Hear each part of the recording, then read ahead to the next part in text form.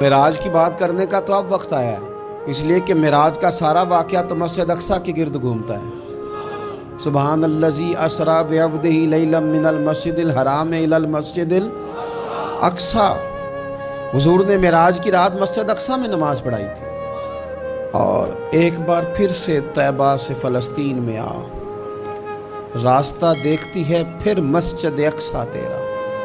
ایک بار حضور گئے تھے مکے سے مسجد اقصیٰ، اور پھر حضور فرماتے ہیں جب میں واپس گیا نا تو کفار نے جو کہ مسجد اقصیٰ دیکھی ہوئی تھی تو مجھ سے پوچھنا شروع کر دیا کہ مسجد اقصیٰ کی کھڑکیاں کتنی ہیں، دروازے کتنے ہیں، پلر کتنے ہیں۔ جب انہوں نے سوال جواب کیے تو حضور فرماتے ہیں کہ رب کریم نے مسجد اقصیٰ کو اٹھا کے میرے سامنے رکھ دیا۔ میں دیکھتا جاتا تھا، بتاتا جاتا تھا، کہہ لوں بات کر لوں۔ ایک دفعہ حضور مکے سے مسجد اقصیٰ آئے، اور ایک دفعہ مسجد اقصیٰ میرے نبی کی زیارت کے لیے مکے گئی، حضور کی زیارت کے لیے مکہ شریف گئی۔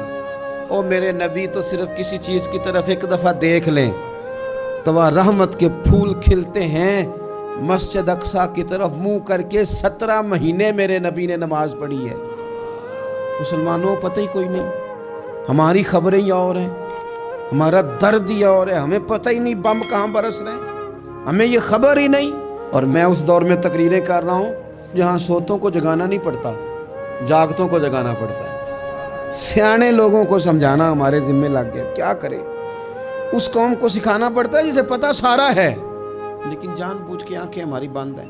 یہ مولوی کو بات کرتا تو لوگ کہتے دیکھو مولوی گالی دیتا ہے، لیکن اگر قائد اعظم محمد علی جناح کہے کہ اسرائیل امریکہ کی ناجائز اولاد ہے تو پھر تو تمہیں ہضم کر لینا چاہیے نا، پھر تو لیبرل کو بھی ہضم ہونا چاہیے نا کہ قائد اعظم نے کہا ہے، اور اس ناجائز بچے کو تم نے اتنی طاقتیں دے دی کہ وہ مسلمانوں کے قبلہ اول میں نماز پڑھنے والوں کو بھی نہ بخشے۔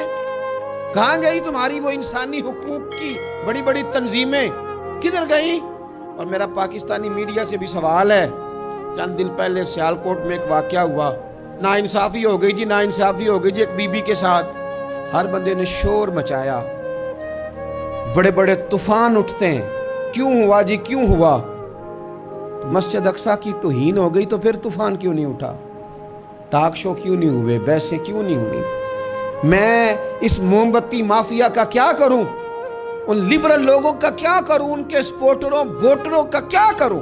ان سیاسی جماعتوں کے کارکنوں کو کیا نام دوں کہ جو ان فضول بحثوں میں تو وقت ضائع کرتے ہیں، اور وہ مسجد اقصیٰ جس کے بارے میں میرے نبی پاک صلی اللہ علیہ وسلم سے ایک صحابیہ نے پوچھا تھا، یا رسول اللہ مسجد اقصیٰ میں نماز پڑھنا کتنا کو بہتر ہے باقی نمازوں کے مقابلے میں؟ تو حضور نے فرمایا 1000 گنا بہتر ہے۔ بی بی عرض کرنے لگی، سونیا میں جا تو نہیں سکتی، دل بڑا کرتا ہے۔ حضور نے فرمایا جا نہیں سکتی تو وہاں تیل ہی بھجوا دے، جس میں حاضری لگوانے کی حضور بات کریں جس مسجد میں۔ اور نبی پاک علیہ السلام نے فرمایا خاص کر کے سفر کرنا ہوا تو 3 مسجدوں کے لیے کرنا، ایک مسجد حرام بیت اللہ کے لیے، ایک مسجد نبوی کے لیے، اور تیسرا مسجد اقصیٰ کے لیے۔